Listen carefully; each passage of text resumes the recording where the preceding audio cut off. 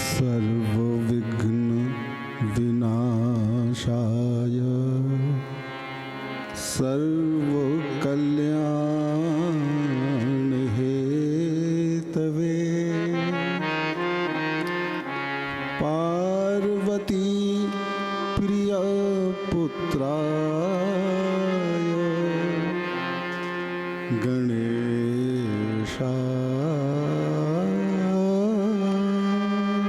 नमो नमः।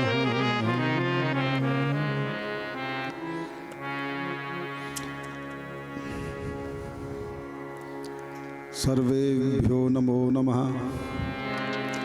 अनंत कोटि ब्रह्मांड नायक परब्रह्म परमात्मा परमेश्वर जगदाधार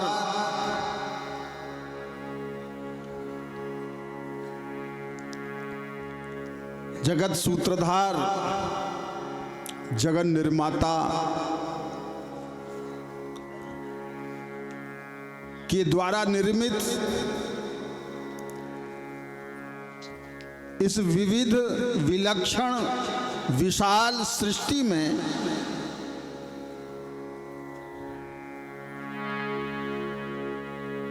यह मानव सर्वोत्तम एवं सर्वांतिम कृति है।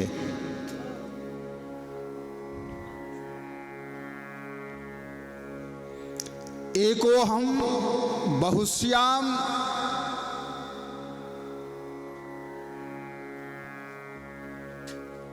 स एकाकी न रमते एकासन बहुधा व्यजायत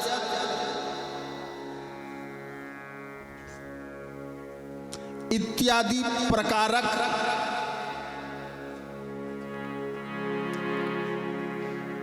उपनिषद वचनों की उद्भावना में मैं एक बहुत होकर देखूं,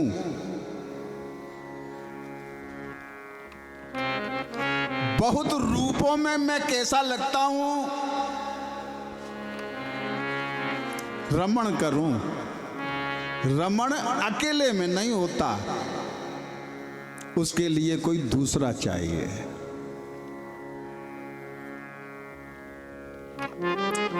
तो रमणात्मक भाव भावना भावित इस सृष्टि के निर्माण के मूल में वस्तुता यह ही है।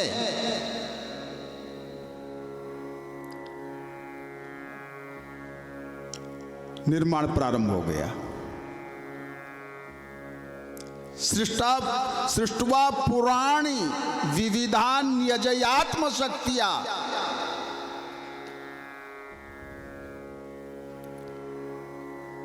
स्वयं तो निर्विकल्प निरीह निष्क्रिय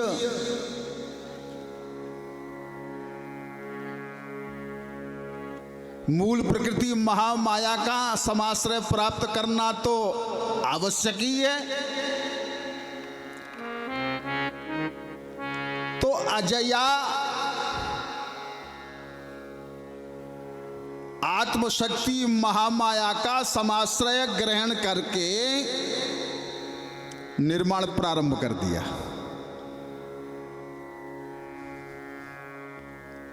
अनेक शरीरों का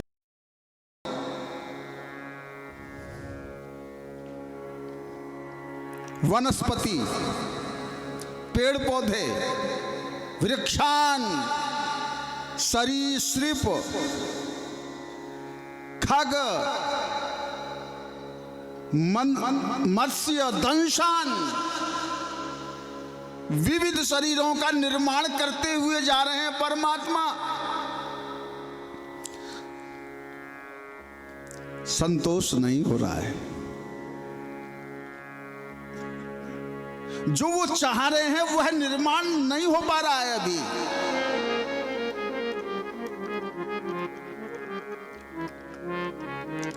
तब अपने समस्त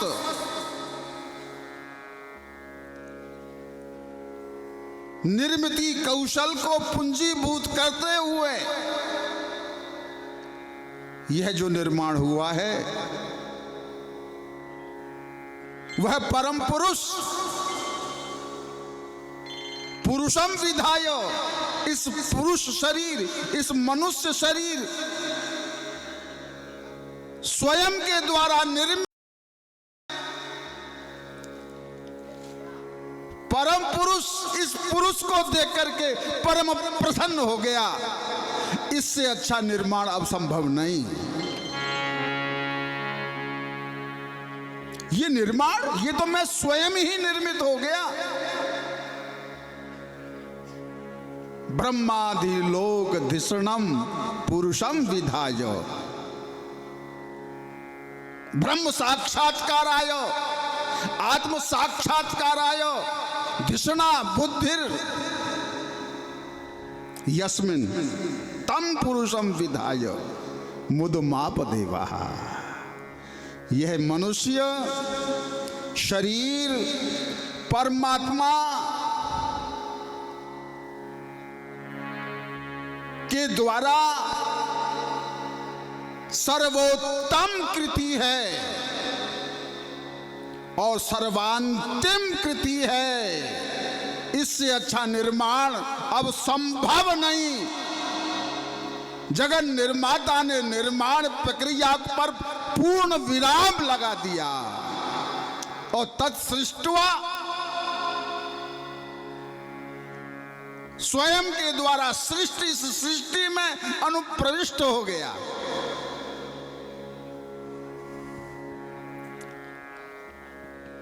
मनुष्य शरीर हमको मिला है। तीर्थराज प्रयाग माघ मास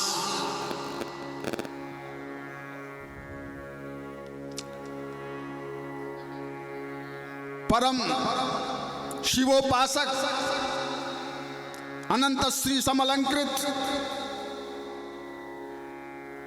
ब्रह्मलोकाधिरूढ़ प्रातस्मरणीय श्री रामलोचन ब्रह्मचारी जी महाराज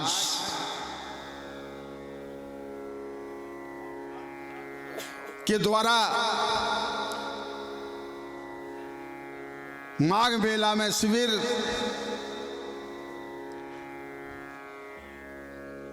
लगाया जाता रहा। संत महात्माओं की सेवा होती रही। पूज्यपाद श्री स्वामी विश्वनाथ जी महाराज की कृपा प्रसाद प्राप्त उन्हीं महापुरुष की तपस्या का परिणाम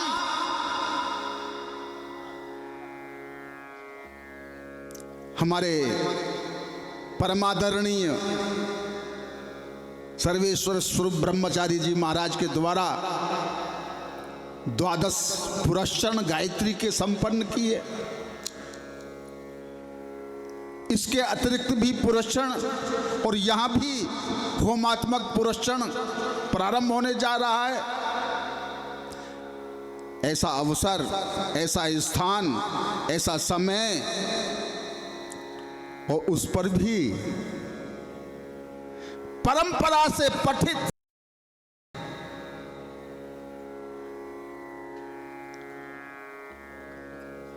त्रिकाल संध्या वंदन निष्ठ गायत्री जापक व्याकरणादि शास्त्रों का गहन अध्ययन महापुरुषों की सन्निधि में बैठ करके शास्त्रों का पठन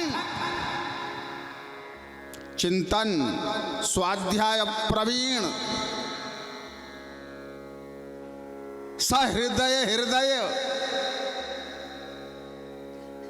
परमोपासक आचार्य श्री वेद प्रकाश जी शुक्ल जी के द्वारा व्यास मंच पर अवस्थित होकर के शिव पुराण, शिव महापुराण की कथा श्रवण करने का सौभाग्य हमें सभी प्राप्त हो रहा है। इससे अच्छा कब आ सकता है? ये दृश्य देखकर आप सभी के सौभाग्य सराहना करते हुए मैं भी स्वयं अपनी प्रशंसा करने में आनंदित हो रहा हूं। धन्य है आप, ऐसा अवसर आपको प्राप्त हुआ, ये सब भगवान की कृपा है। इतना ही कहकर के वाणी को विराम हो जाने के लिए हम कहना चाहेंगे, हर हर महादेव।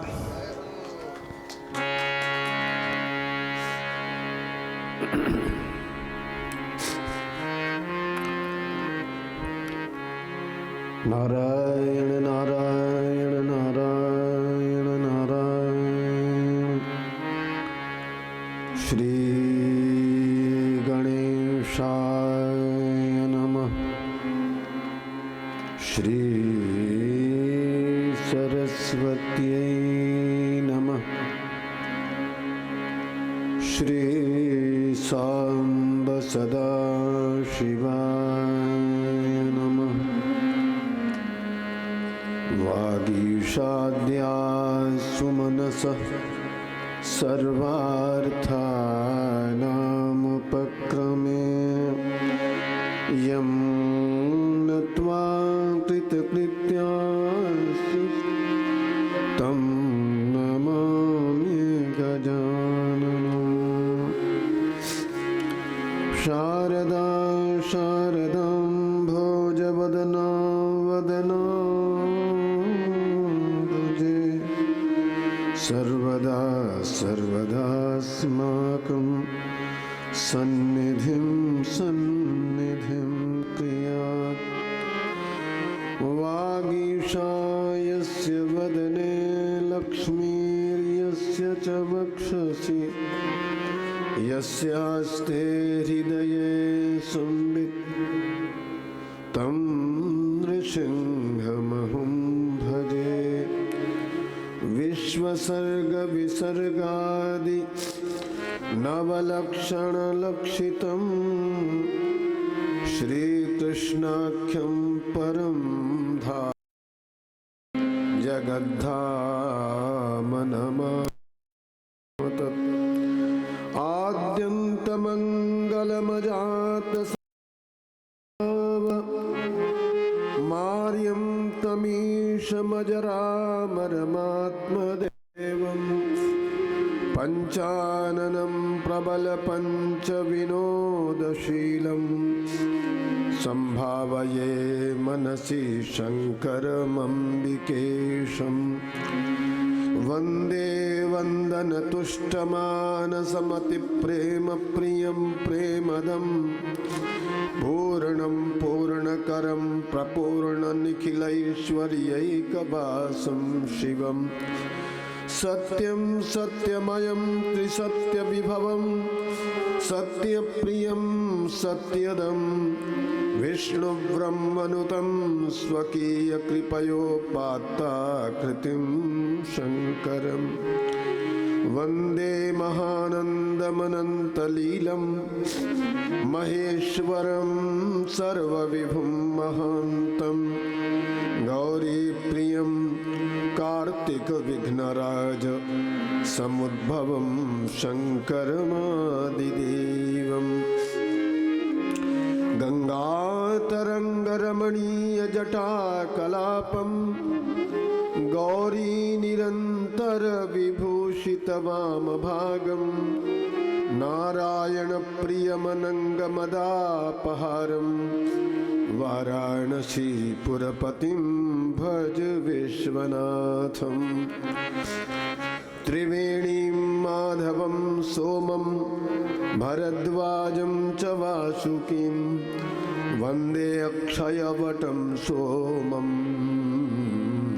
प्रयागं तीर्थनायकं विश्वेशं माधवं धुण्डिं दण्डपाणिं च भैरवं वन्दे काशीं गुहां गंगां भवानीं मणिकर्णिकाम् अज्ञानतिमिरान्धस्य ज्ञानाञ्जनशलाकया चक्षुरुन्मीलितं येन तस्मै श्रीगुरवे नमः। आइए दो चार बार परमात्मा आदिदेव विश्वनाथ के मंगलमय नामों का हम सब मिलकर संकीर्तन करें। हर हर महादेव शंभो काशी विश्वनाथ गंगे। हर हर महादेव शंभो काशी विश्वनाथ गंगे। हर हर महादेव शंभो काशी विश्व। हर हर महादेव शंभो काशी विश्वनाथ गंगे। हर हर महादेव शंभो काशी विश्वनाथ गंगे। हर हर महादेव शंभो काशी विश्वनाथ गंगे। काशी विश्वनाथ गंगे गौरा पार्वती संगे। काशी विश्वनाथ गंगे गौरा पार्वती संगे। हर हर महादेव शंभो काशी विश्वनाथ गंगे। कि हर हर महादेव शंभो काशी विश्वनाथ गंगे। हर हर महादेव शंभो काशी विश्वनाथ गंगे। हर हर महादेव शंभो काशी विश्वनाथ गंगे। काशी विश्वनाथ गंगे सदा शिव पार्वती संगे। काशी विश्व गंगे सदा शिव पार्वती संगे। काशी विश्वनाथ गंगे सदा शिव पार्वती संगे। काशी विश्वनाथ गंगे सदा शिव पार्वती संगे। हर हर बोले शंभो काशी विश्वनाथ गंगे। कि हर हर महादेव शंभो काशी विश्वनाथ गंगे। हर हर महादेव शंभो काशी विश्वनाथ गंगे। हर हर महादेव शंभो काशी विश्वनाथ गंगे। काशी विश्वनाथ गंगे। ओ काशी विश्वनाथ गंगे। बोलो शंकर भगवान की जय। तीर्थराज प्रयाग महाराज की जय। पराम्बा पार्वती मैया की जय। श्री गणेश भगवान की जय। श्री स्कंद भगवान की जय। श्री भैरव भगवान की जय। वेणी माधव भगवान की जय। वासुकी भगवान की जय। गंगा मैया की जय। यमुना मैया की जय। सरस्वती मैया की जय। शेष भगवान की जय।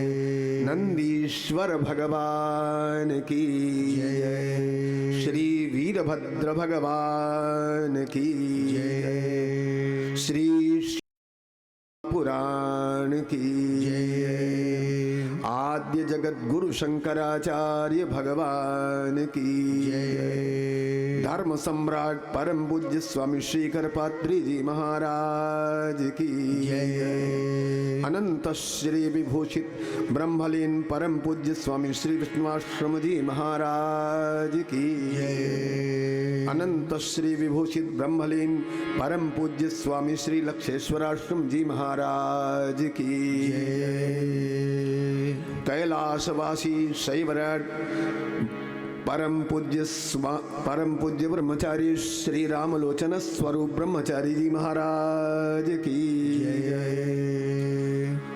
परम पूज्य श्री स्वामी जी महाराज की जय। परम पूज्य श्री ब्रह्मचारी जी महाराज की जय। सब संतों की जय, सब भक्तों की जय। धर्म की जय हो, अधर्म का नाश हो, प्राणियों में सद्भावना हो, विश्व का कल्याण हो, गोहत्या बंद हो, गौ माता की जय हो। हारा हारा महादेव।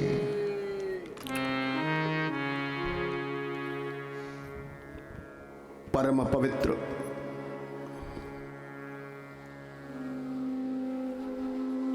पुण्य भूमि तीर्थराज प्रयाग के इस पावन क्षेत्र में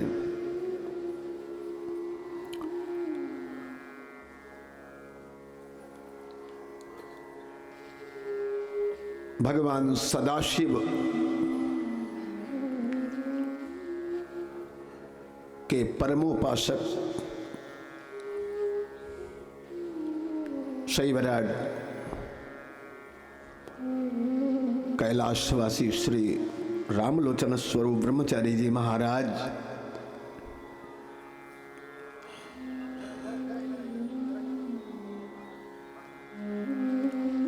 के इस परम पवित्र क्षेत्र में और गायत्री भगवती के परमोपासक ब्रह्मचारी श्री सर्वेश्वर स्वरूप जी महाराज के सानिध्य में और उनकी ही प्रेरणा से और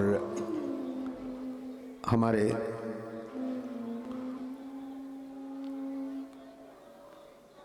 समीप मंच पर हम सबको कृपापूर्वक दर्शन दे रहे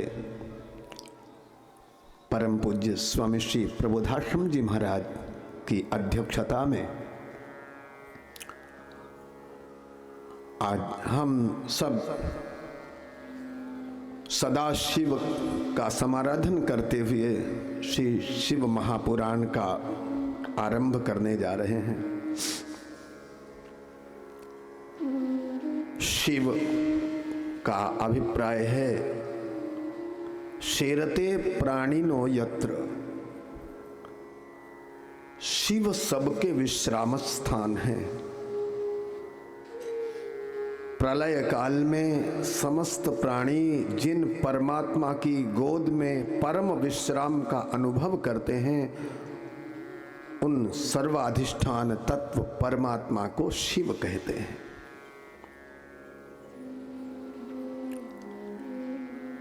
शिशु को खेल में बहुत सुख मिलता है, खिलौने उसे बहुत प्यारे लगते हैं। एक बार भोजन ना मिले तो वो सह लेता है, लेकिन उसे यदि खेल से रोके कोई तो वो सहन नहीं कर पाता। पर वह शिशु भी जब खेलते खेलते थक जाता है तो उसे न खिलौने भाते हैं न खेल भाता है और वो अपनी माँ के आंचल में छुप जाता है और वहाँ जब उसे नींद आती है तभी वो विश्राम का अनुभव करता है। ऐसे ही इन सांसारिक विषयों को के खिलौनों में मस्त व्यस्त ये संसार के लोग जब देवाधिदेव महादेव के सानिध्य को प्राप्त करते हैं उनके सारूप्य को, उनके सानिध्य को, उनके सामीप्य को जब ये जीव प्राप्त करते हैं, प्रलयंकर शंकर की कृपा से जब करुणा अवतार देवाधिदेव महादेव में ये लीन होते हैं, तभी इन्हें परम विश्राम का अनुभव होता है।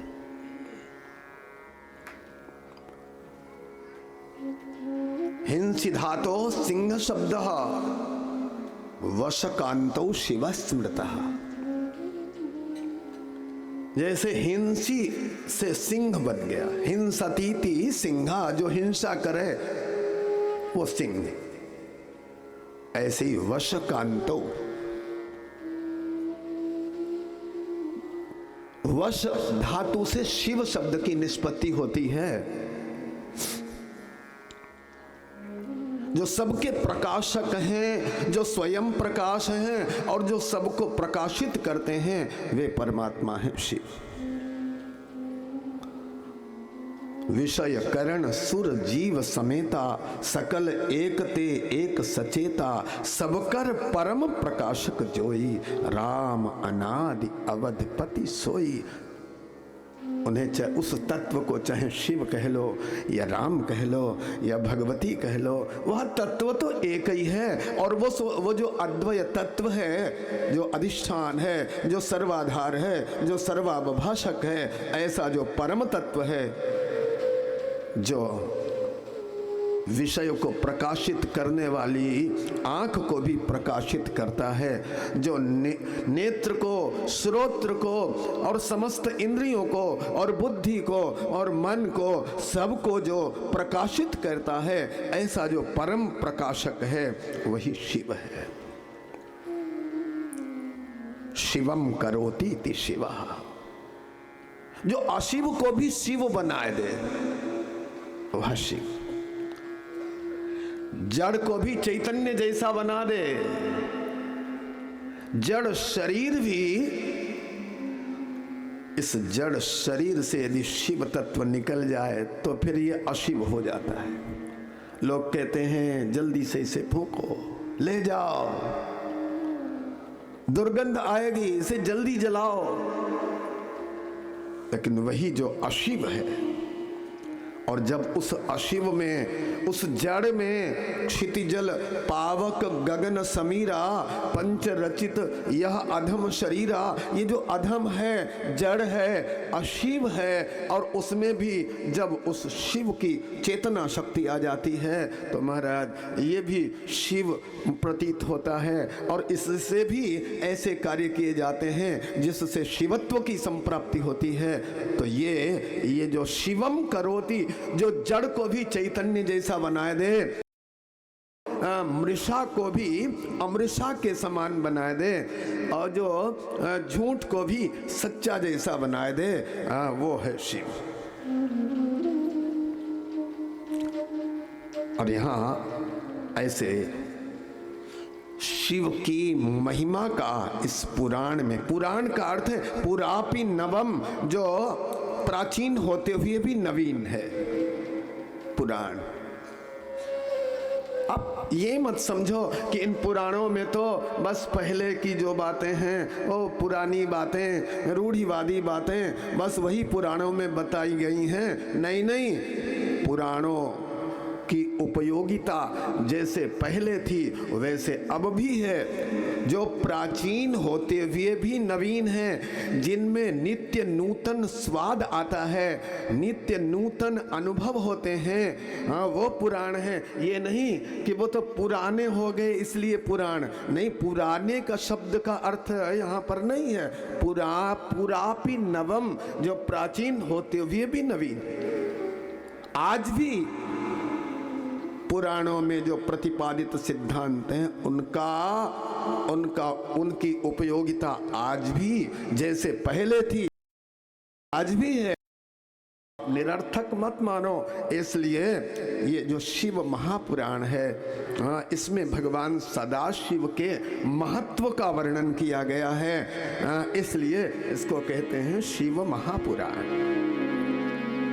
आइए श्री शिव महापुराण का आरंभ कर देते हैं। शौनक जी कहते हैं, पहले महात्म्य का वर्णन है, और महात्म्य का वर्णन करने से और श्रवण करने से पुराण में रुचि होती है, श्रवण में और वर्णन में रुचि होती है, इसलिए महात्म्य का श्रवण वर्णन किया जाता है। यहाँ शौनक जी ने प्रश्न किया, हे सूत महाप्राज्ञ सर्व सिद्धांत विद प्रभो, आख्याहि में कथा सारम पुराणानाम विशेषतः। हे सूत, एक बार हे नहीं कहा, 2 बार हे सूत। तो 2 बार हे कहने की आवश्यकता क्या पड़ी? बोले भाई आदरे बीप्सा, ये अत्यधिक सूत जी के प्रति अत्यधिक आदर भाव है, इसलिए 2 बार हे सूत, आप तो महाप्राज्ञ हो। एक होता है अज्ञ, और दूसरा होता है अल्पज्ञ, और तीसरा होता है प्राज्ञ, और चौथा होता है महाप्राज्ञ। 4 श्रेणियां। अज्ञ तो जो कुछ जाने ही नहीं, वो अज्ञ। और अल्पज्ञ जो थोड़ा जाने, बहुत थोड़ा सा जाने, अधिक ना जाने और थोड़ा जाने, अल्पज्ञ। और प्राज्ञ, प्राज्ञ का अर्थ है ज्ञानी। जो तत्वज्ञ महापुरुष है वो प्राज्ञ है। और महाप्राज्ञ कौन है?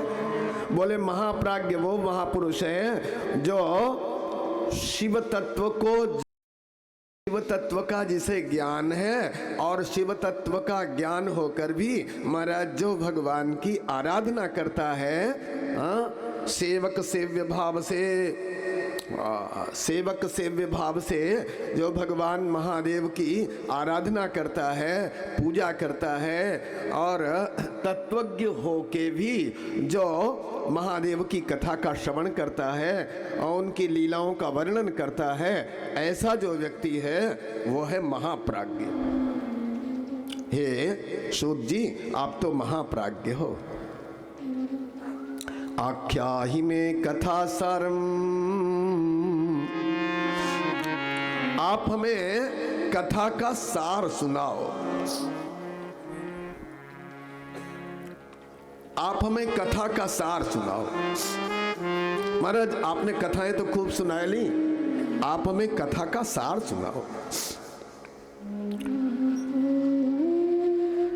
महाराज संसार में लोग असुर हो गए,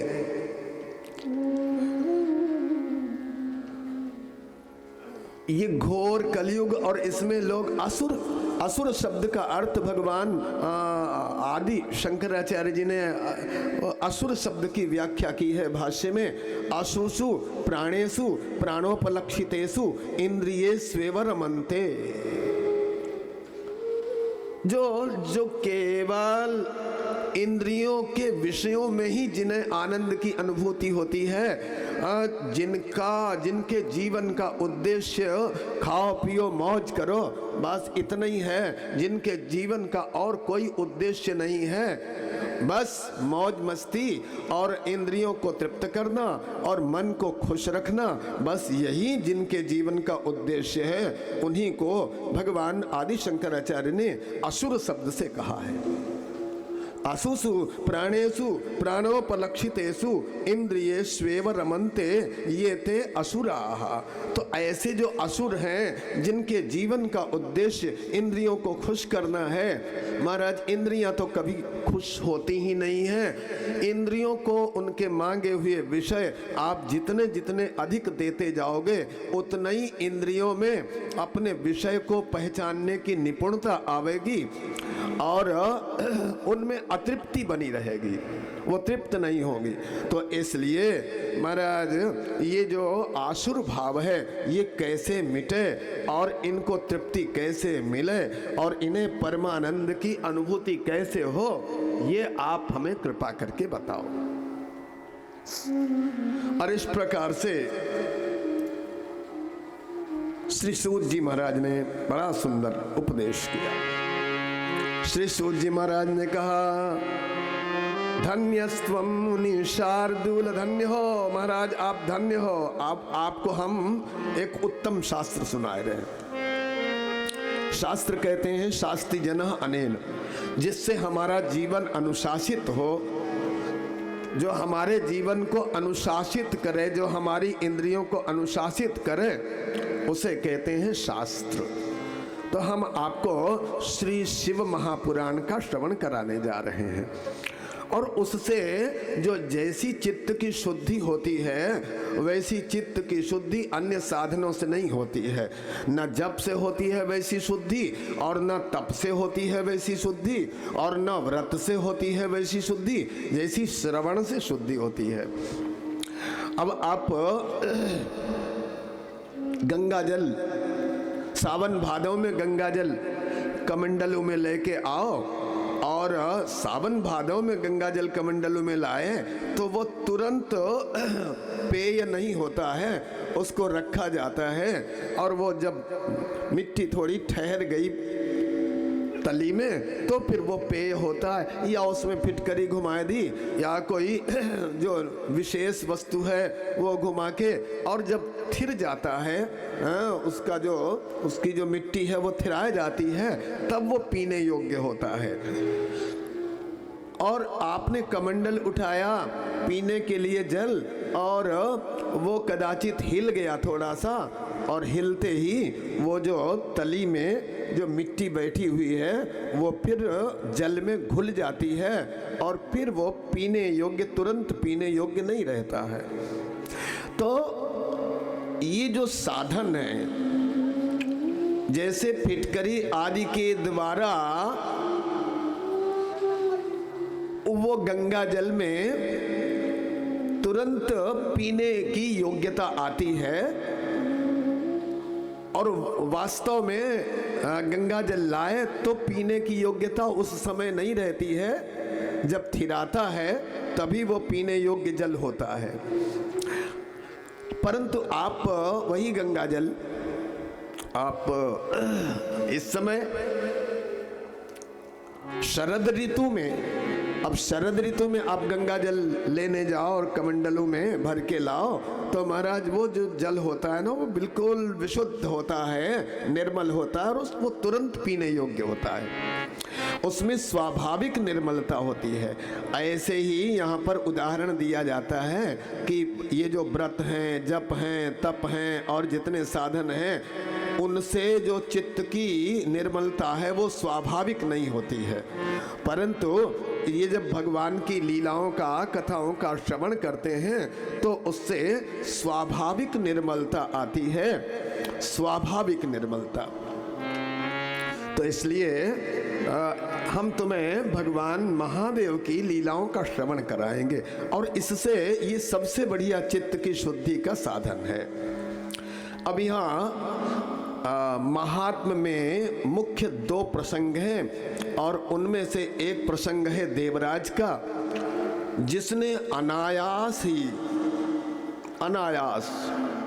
बिना ही किसी उपक्रम के और बिना ही किसी पूर्व भूमिका के, और जो देवराज बड़ा पापी था, वेश्यागामी था, अत्याचारी था, और ऐसा जो देवराज नाम का ब्राह्मण, और उसने महाराज जब प्रतिष्ठानपुर में वो देवराज जैसे तैसे कैसे भी भगवान देवाधिदेव महादेव की प्रेरणा से और उनकी कृपा से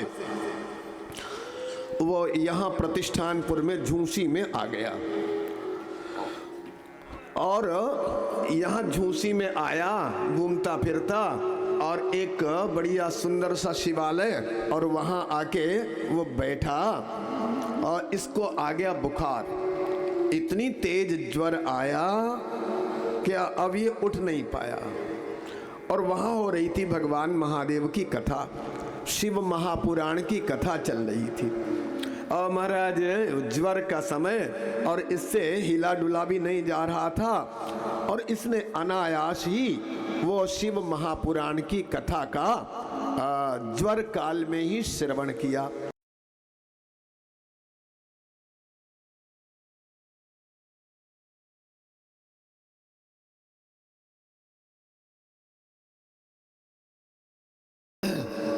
उसको लेने के लिए पापी तो था ही, वेश्यागामी था, बड़ा दुष्ट दुरात्मा था, तो उसको लेने के लिए यमदूत आ गए। 3 यमदूत आए, क्योंकि पाप व्यक्ति 3 से ही करता है, मन से और तन से और वचन से। 3 से पाप होते मुख्य रूप से, तन, मन और वचन। तो 3 यमदूत उसको लेने के लिए वहां उपस्थित हो गए। अब 3 यमदूत आए और जैसे ही उस देवराज को बांधने की तैयारी करने लगे कि तभी वहां भगवान शंकर के जो 4 गण थे, शिव गण, कैलाश पर्वत से वो 4 महादेव के गण उपस्थित हो गए। दृष्टवाथ चतुरो दूतान साक्षात रुद्रानिवापरान। महाराज 4, अब 4 क्यों आए? 3 यमदूत क्यों आए? बोले यमदूत 3 इसलिए आए क्योंकि इसने 3 से पाप किया था, तन से, मन से और वचन से। उसकी रक्षा के लिए 4 भगवान महादेव के पार्षद क्यों आए? बोले 4 पार्षद इसलिए आए क्योंकि इसने 4 अक्षरों वाले महादेव की लीलाओं का श्रवण किया था। तो भगवान महादेव के नाम में 4 अक्षर हैं, महादेव, ये 4 अक्षर है ना, महादेव, तो ये 4 अक्षर हैं। तो महादेव के, भगवान महादेव के साक्षात स्वरूप श्री शिव महापुराण का इसने अंतिम समय में श्रवण किया और इसलिए भगवान महादेव ने अपने 4 गण भेज दिए। भेज क्या दिए? मानो महादेव नाम के जो 4 अक्षर थे, वही 4 अक्षर इसकी रक्षा के लिए वहां उपस्थित हो गए। अब तो भगवान देवाधिदेव महादेव की कृपा से अब आए जब 4, और इधर यमदूत जो थे वो उपक्रम कर रहे थे इसे बांधने का कि इसे ले जाएंगे नरक में। और भगवान महादेव के जो दूत आए और वो दिव्य रूप उनका त्रिशूलांचित पाणय, महाराज हाथ में लिए थे सब त्रिशूल, और शुभ्रा गौरवर्ण कपूर जैसे गोरे थे 4 भगवान शंकर के गण, और भस्म भासित सर्वांगा, महाराज उनके माथे पर भस्म सुशोभित हो रही थी। रुद्राक्षांचित विग्रह, और महाराज रुद्राक्ष धारण किए थे वो। शिवलोकात समागत्य, हाँ महाराज शिव लोक से पधारे और ये बांध के और अभी लेके चले थे और यमपुरी के पास पहुंचे ही थे उसे लेके, तब तक वो आ गए हुंकार भरते हुए। और कैसे लाए तुम हमारे स्वामी के भक्त को यमपुरी में लाए हो?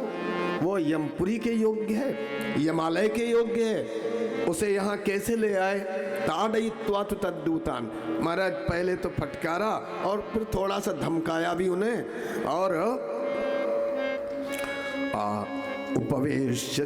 उपवेश्य यदा दूता कैलाशम गंतुमुत्सुकाः, छीन लिया देवराज को उनके हाथ से और उसे विमान पर बिठाए के, और 4 भगवान शंकर के जो गण थे वो जब कैलाश की ओर लेके चलने को तैयार हुए तो बड़ा शोर हो रहा था। धर्मराज वहां पधार गए।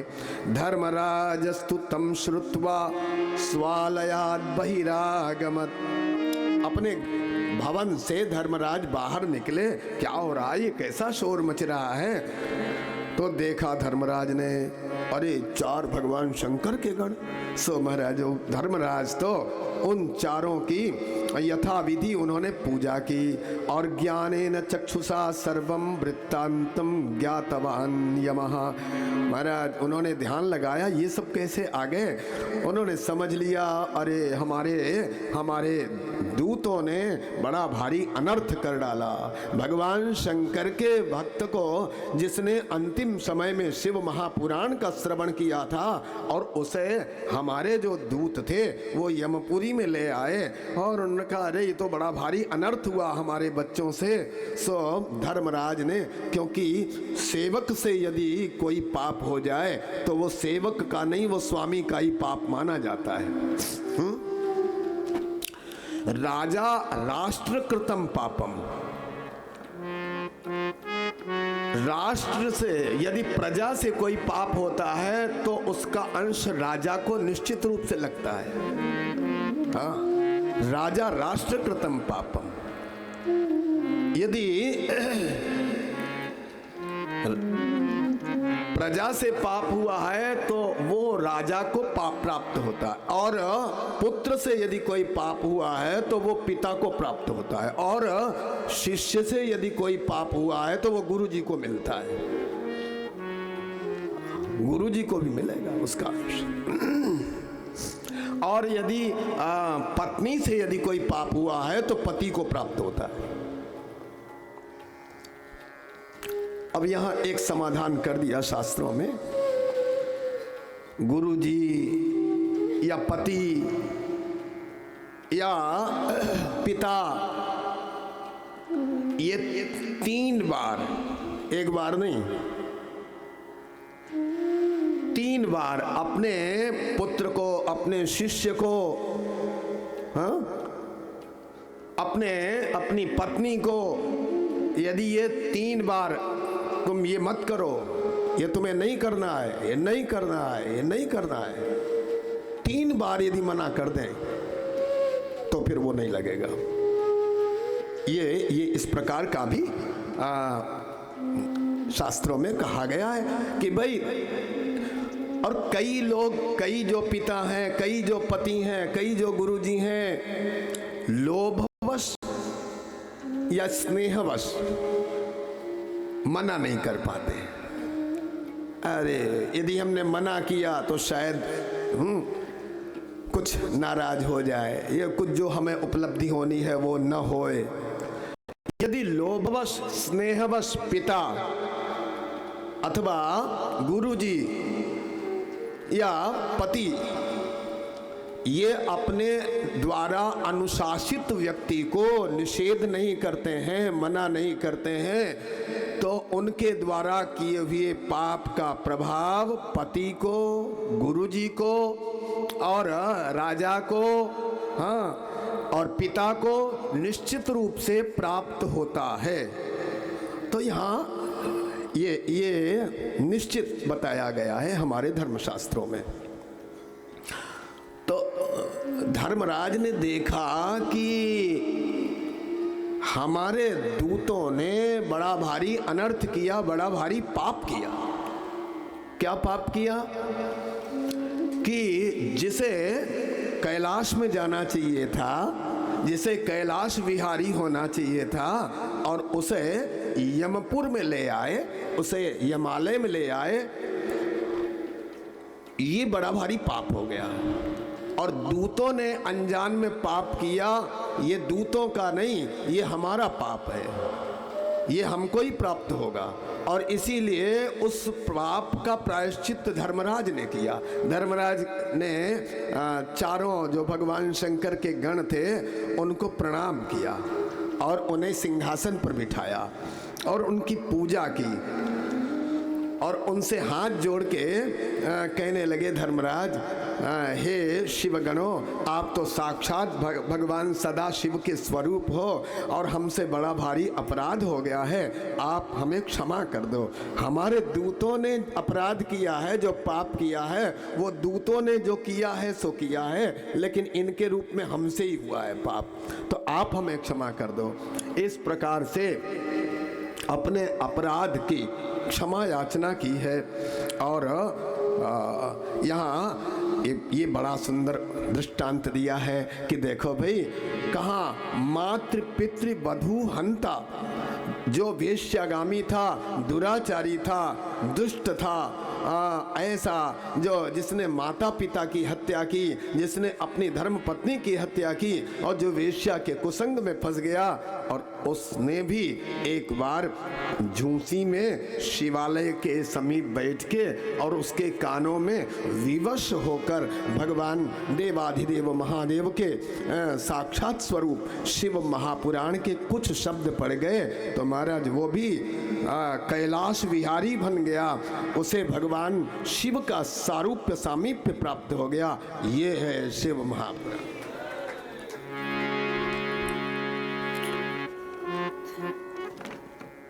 अब इसके पश्चात बहुत सुंदर प्रसंग है। दो प्रसंग है महात्म्य में। एक प्रसंग है किस प्रकार से ये बिंदुक नाम का एक ब्राह्मण और किस प्रकार दुराचार में प्रवृत्त हुआ, लेकिन श्री शिव महापुराण के श्रवण से इसे भगवत पद की प्राप्ति हुई। बड़ा भयंकर पापी था बिंदुक।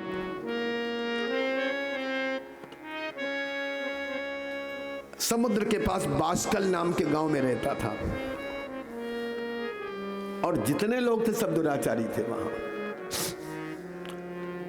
कोई भगवान की कथा नहीं सुनता था, कोई सत्कर्म नहीं करता था, कोई किसी में धर्म की प्रवृत्ति तो थी नहीं। और यहीं ये बिंदुक नाम का ब्राह्मण रहता था,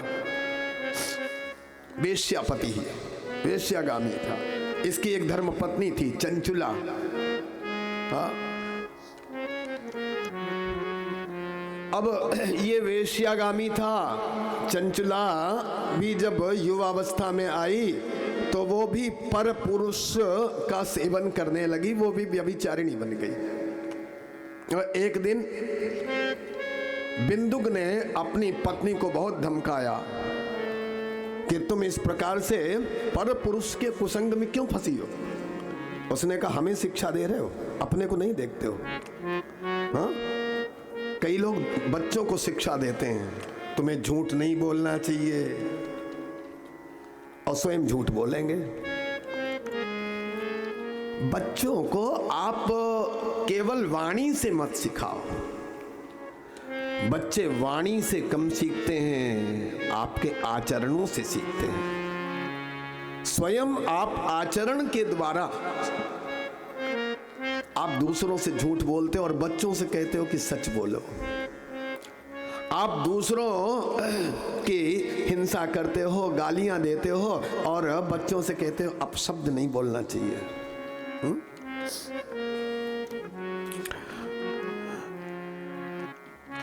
आप अपने आचरणों से बच्चों को शिक्षा दो।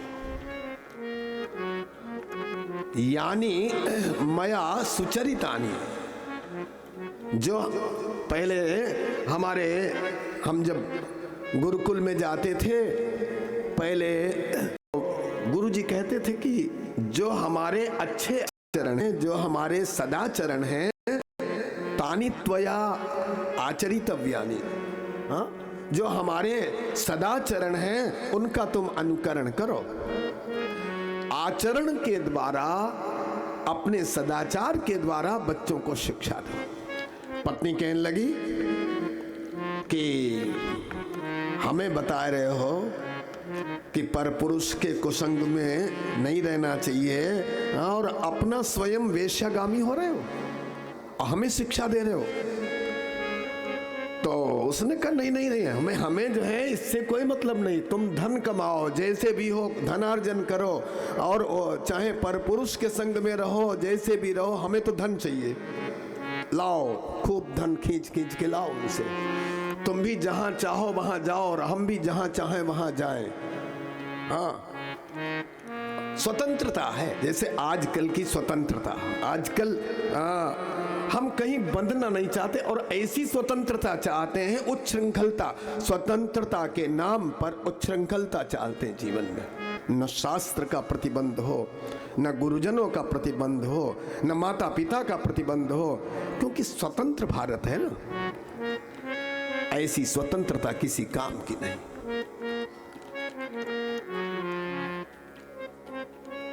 दोनों स्वतंत्र। और अंत में परिणाम यह हुआ कि एक दिन इस प्रकार दुराचरण में फंसे हुए दोनों, वृद्धावस्था आई तो बिंदुक, महाराज बिंदुक तो समाप्त हो गया। और जो चंचुला थी, बिंदुक विंध्याचल में भयंकर पिशाच बना अपने दुष्कर्म से।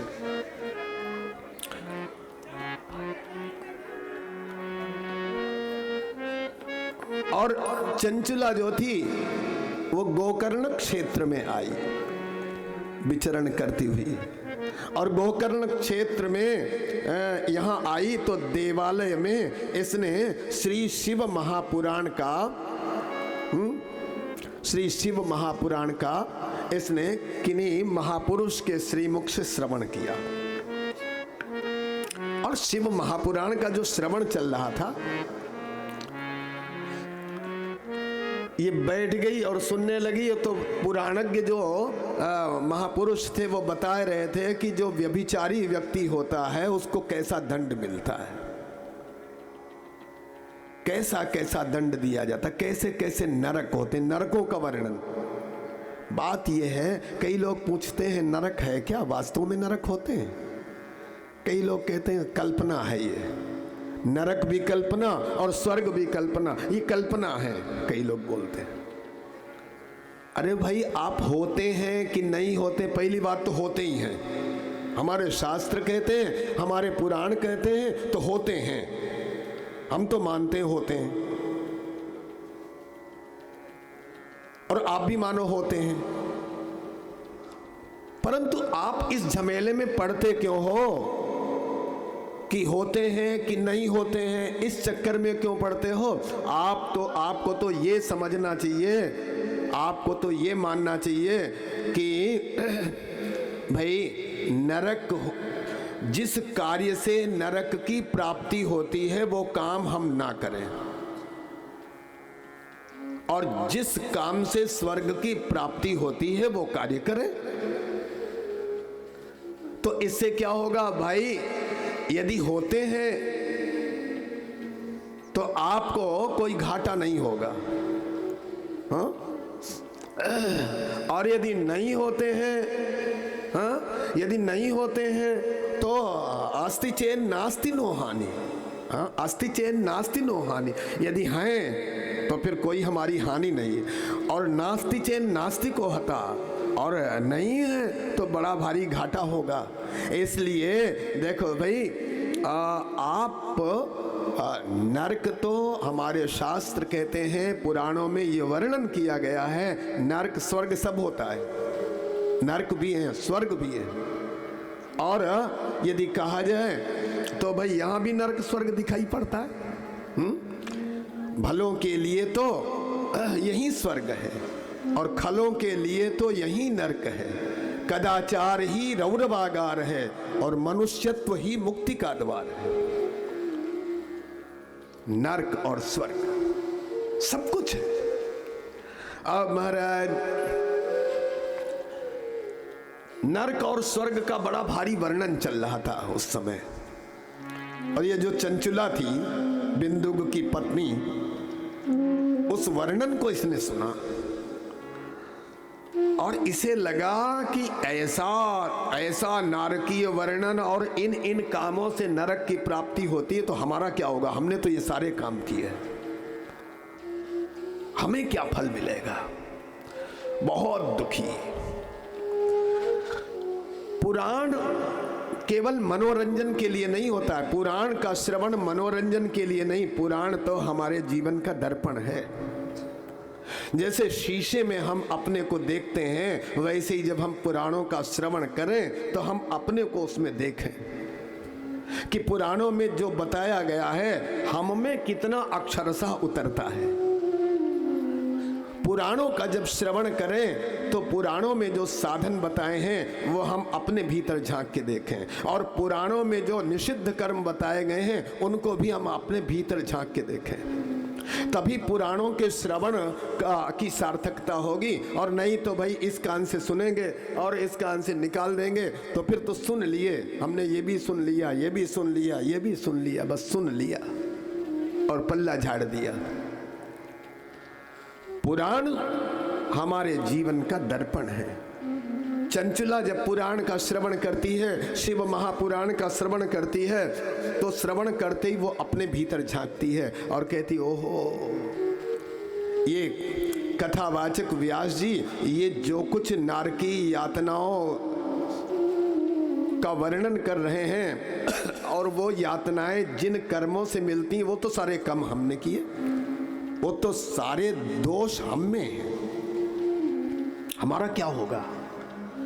अब चंचुला जो थी आंखों में आंसू भरे आए और पश्चाताप के कारण उसका हृदय जलने लगा। और एक बात और, उसने पुराणों की वाणी और उसने पुराणज्ञ की वाणी को सच माना।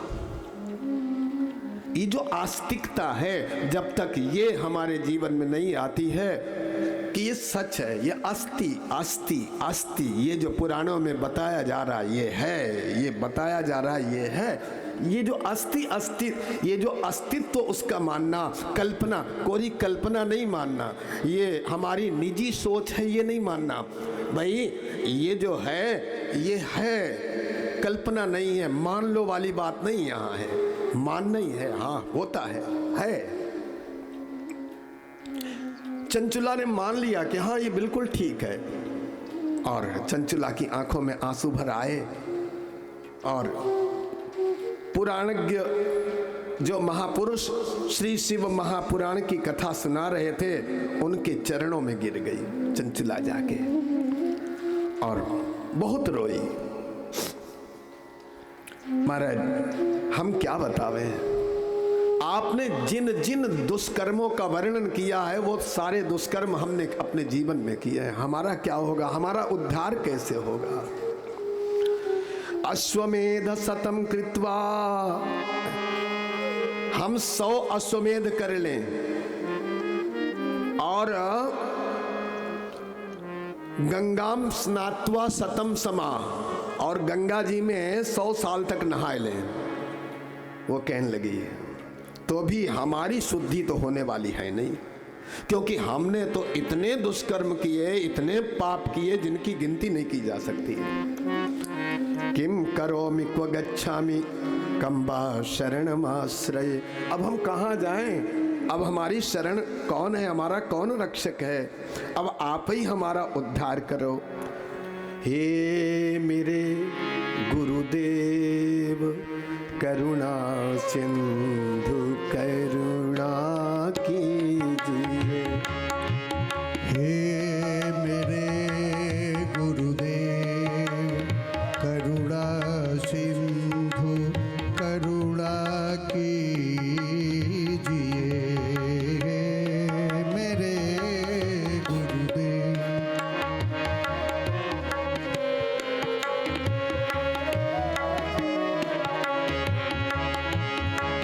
हे मेरे गुरुदेव करुणा सिंधु करुणा कीजिए।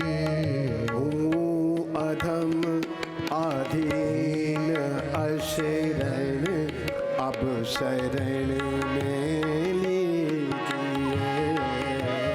हो अधम आधीन अशरण अब में लीजिए।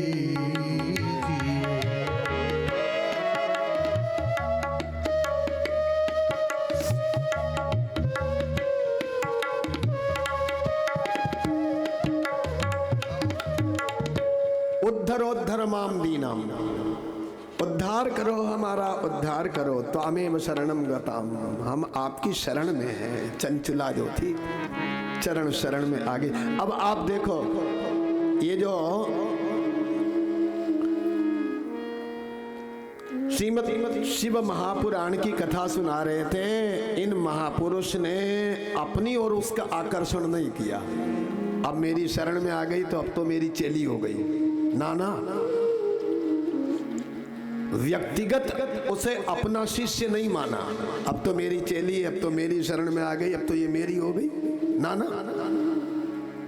जब वो चरणों में गिर गई तो ये जो ब्राह्मण देवता थे इन्होंने कहा दिष्टया काले प्रबुद्धासी, अरे तुम्हारा बड़ा सौभाग्य, तुम्हारा सौभाग्य जागा, भगवान महादेव की कृपा हुई तुम्हारे ऊपर, जो तुम्हारी बुद्धि शुद्ध हुई, तुम्हारे मन में ये जो पश्चाताप हुआ। डरो मत, शिवस्य शरणम व्रज, भगवान महादेव की शरण में जाओ, वही तुम्हारी रक्षा करेंगे। देखो महापुरुष की शरण में जब कोई आता है, सच्चे सदगुरु की शरण में जब कोई आता है, चरण शरण में, तो सदगुरु उसे उठा के महादेव की शरण में बिठा देते हैं। उसको महादेव के हाथ में समर्पित कर देते हैं। वे ये नहीं जैसे जानकी जी की शरण में जब जयंत गया और जयंत ने कहा, हाँ, भगवान श्री राम की शरण में गया तो भगवान श्री राम ने उसे जानकी जी की शरण में, तो ये जो शरण है ये व्यक्तिगत कोई व्यक्ति समझे कि हमारी शरण में आ गया, हमारे अब तो ये हमारा हो गया, ये ठीक नहीं है। अरे भाई, महापुरुष का कर्तव्य है कि वो उठा के उस जीव को परमात्मा की शरण में समर्पित कर दे। अब तो पश्चात्ताप, तुम्हारे मन में पश्चाताप आ गया और तुम तो हमारी शरण में आई, तो इसका अर्थ है कि तुम निश्चित रूप से देवादिदेव महादेव की शरण के योग्य हो। और इस प्रकार से भगवान महादेव की कृपा से अब निश्चित रूप से तुम्हारा पाप शुद्ध हो जाएगा। उन्होंने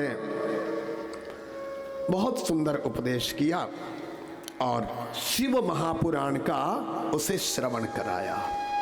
अब देखो, आप यहाँ कुछ साधन बताए हैं भगवान महादेव की प्राप्ति के, जल्दी प्रसन्न हो जाएं भगवान शंकर, उसके साधन बताए। क्या क्या साधन है? ये जो चंचुला थी, ये कैसे शिव महापुराण का श्रवण कर रही थी वो बताया है। शिव नाम जपा सकता, जब आप श्री शिव महापुराण का श्रवण करो तो उसमें ये साधन जरूर अपनाना चाहिए। पहला तो शिव नाम जपा सकता, भगवान महादेव के नाम में तुम्हारी आसक्ति हो। जैसे धन में आसक्ति है, जैसे मकान में आसक्ति है, वैसे भगवान के नाम में आसक्ति हो। और दूसरा वाग्यता, कम बोलो। वाक जितनी आवश्यकता है बस उतना ही बोलो, बहुत ज्यादा वाणी के अपव्यय की आवश्यकता नहीं है। वाग्यता, मित भोजना, कम बोलो और जितना पक जाए थोड़ा जल्दी पक जाए और जल्दी पच जाए, और वो थोड़ा सा खाओ, जितनी आवश्यकता है, जितना पच जाए उतना ही खाओ। वाग्यता, मित भोजना, साधन में जितना भोजन सहायक है बस उतना ही भोजन करे ये। और गुरु उपदिष्ट मार्गेण, वो जो चंचुला थी, जैसा जैसा गुरुजी ने साधन बताया बस उसी ढंग से उसने साधन अपनाया। ये आवश्यक है। हमारे यहाँ संप्रदाय बहुत आवश्यक। संप्रदाय, कई लोग बोलते हैं तो सांप्रदायिक हो गया। आजकल तो सांप्रदायिक होना ये बड़ा भारी, उसकी निंदा समझते हैं, लेकिन हमारे यहाँ सांप्रदायिक होना बहुत आवश्यक है। यदि कोई व्यक्ति सांप्रदायिक नहीं है तो वो अपने लक्ष्य को प्राप्त कर ही नहीं सकता है। संप्रदाय का अर्थ है शिष्ट परंपरा। सम्यक प्रददाति शिष्ट परंपराम उपपादयति इति संप्रदायः। जैसे हम लोग किसी गांव को जाते हैं तो एक लीक बन जाती है, घास छिल जाती है और एक पगडंडी सी बन जाती है, उसको बोलते हैं पद्धति, पगडंडी।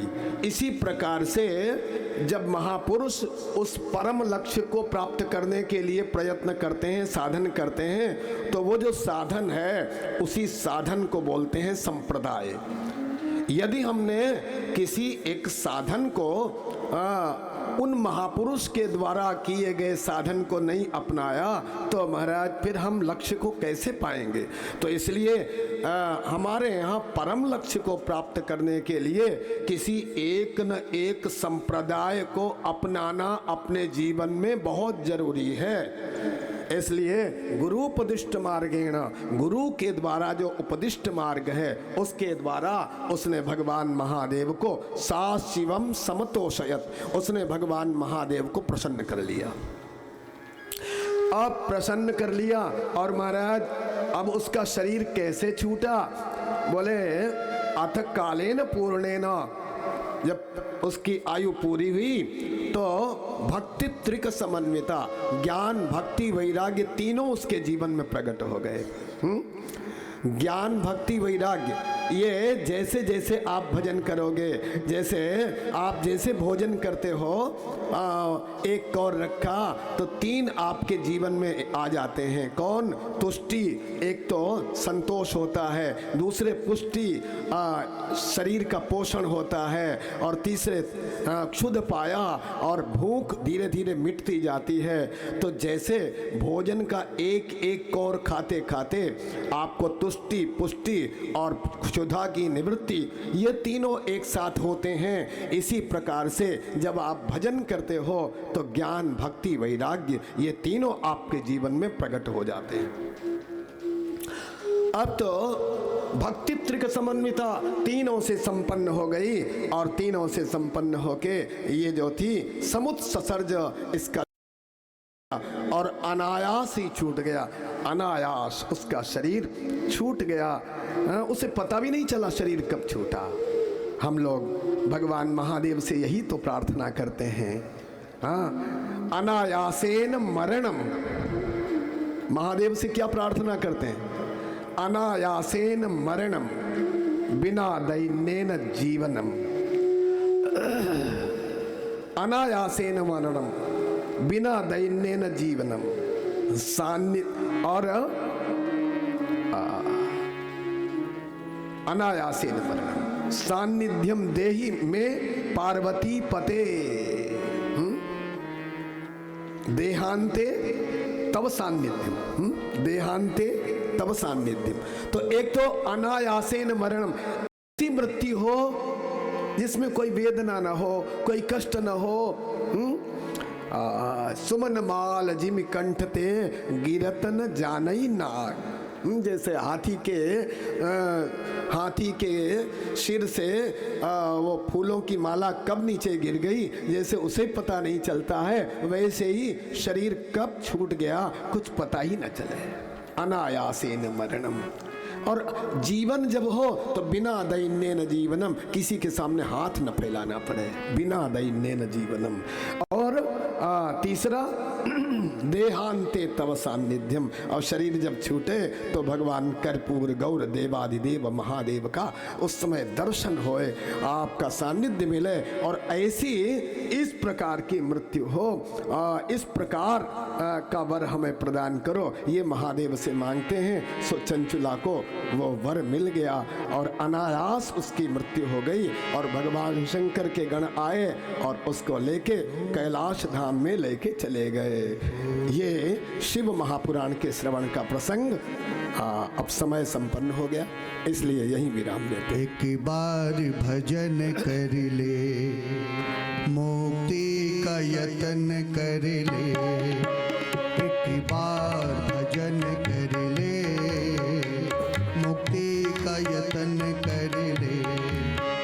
कट जाएगी 84, हरि का सुमिरन कर ले।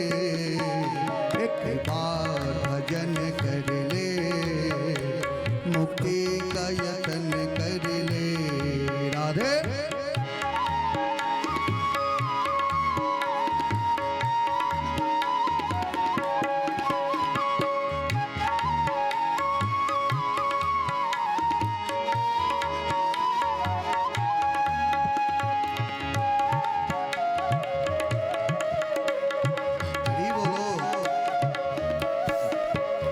चोला ये मानुष का हर बार नहीं मिलता चोला।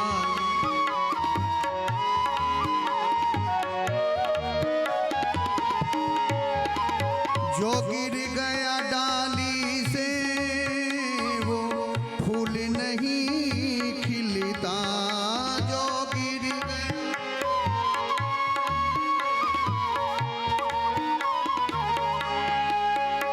मौका है ये जीवन का, मौका है ये जीवन का। गुलजार चमन कर ले।